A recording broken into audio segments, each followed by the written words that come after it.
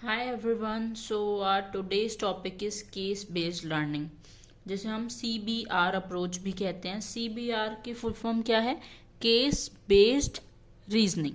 तो ये एक मशीन लर्निंग का अप्रोच है जो हमारी जो नई प्रॉब्लम्स आ रही हैं उन्हें हम सॉल्व करते हैं पुराने सॉल्यूशंस को रीयूज करके।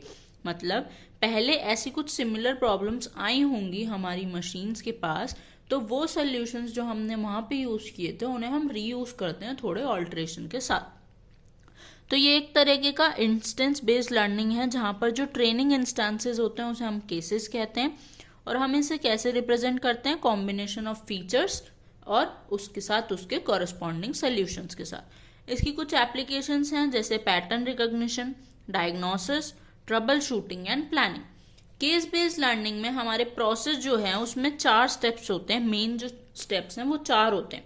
पहला, रिट्रीव। एक नई प्रॉब्लम मिली है हमें या नई क्वेरी मिली है, तो ऐसे सिमिलर केसेस निकालो केस बेस में से। हमारे पास स्टोरेज होगी एक हमारे सिस्टम के अंदर, तो उसमें से हम ऐसे केसेस निकालेंगे जिसमें इस केस से सिमिलैरिटी होगी, हम उन्हें निकालेंगे। Then second step is reuse. तो वहां पे जो सोल्यूशन हमने यूज किया था उन रिट्रीव्ड केसेस में उसे हम अडेप्ट करेंगे और मॉडिफाई करेंगे हमारी करंट प्रॉब्लम में फिट बैठाने के लिए। Then revise.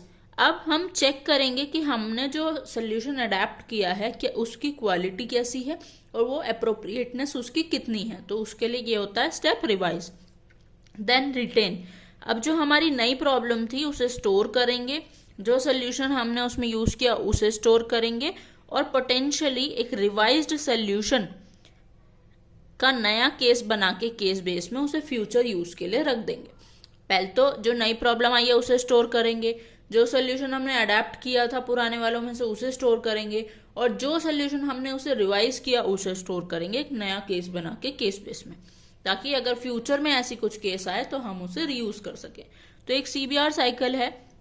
हमारा न्यू केस आया केस बेस में से हमने केस रिट्रीव किया, तो केस बेस में गए, केस रिट्रीव हुए, हमारे केस को रीयूज किया, रीयूज में जो भी ऑल्ट्रेशंस करने थे फिर वो केस रिवाइज किया, उसकी क्वालिटी को एनहांस किया और देखा कितना अप्रोप्रिएट है, फिर उसके बाद केस रिटेन किया और उसे दोबारा केस बेस में स्टोर कर दिया।